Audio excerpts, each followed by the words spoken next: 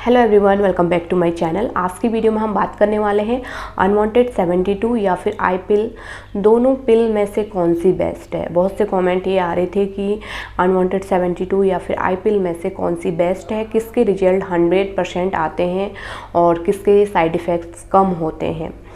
तो जैसे कि आप जानते हैं, दोनों ही इमरजेंसी कॉन्ट्रासेप्टिव पिल हैं और ये दोनों ही ब्रांड काफ़ी ज़्यादा यूज की जाती हैं।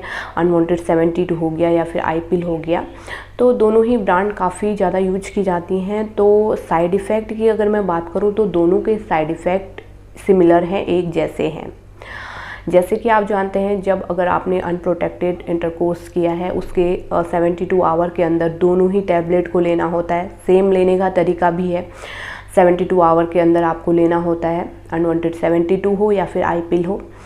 उसके बाद साइड इफ़ेक्ट की अगर हम बात करें तो साइड इफ़ेक्ट दोनों के सेम हैं। जैसे हल्का आपका हेडेक हो सकता है, पेट में दर्द हो सकता है, वॉमिटिंग आ सकती है, नोज़िया हो सकता है।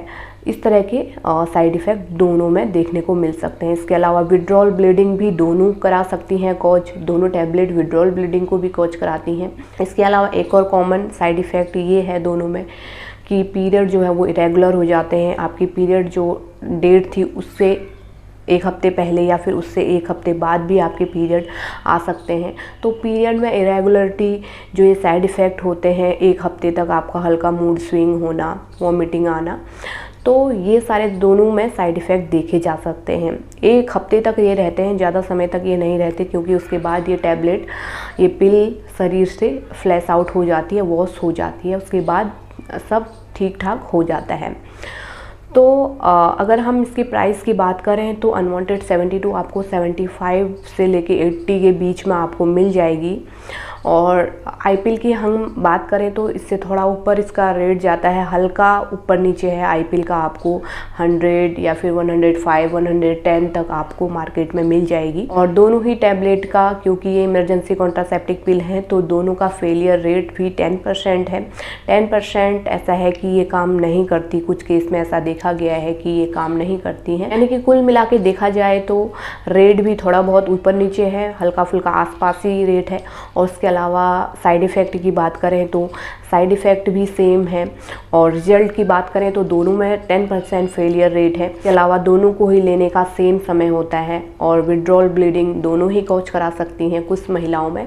तो ये चीज़ें देख के डिपेंड आप पे करता है कि आप कौन सी लेना चाहें, आप आई पिल लेना चाहें या फिर अनवांटेड 72 लेना चाहें। दोनों ही सबसे ज़्यादा यूज की जाती हैं। बस इसको लेने का तरीका आपको मालूम होना चाहिए, यानी कि 72 आवर के अंदर आपको ले लेना चाहिए इसको।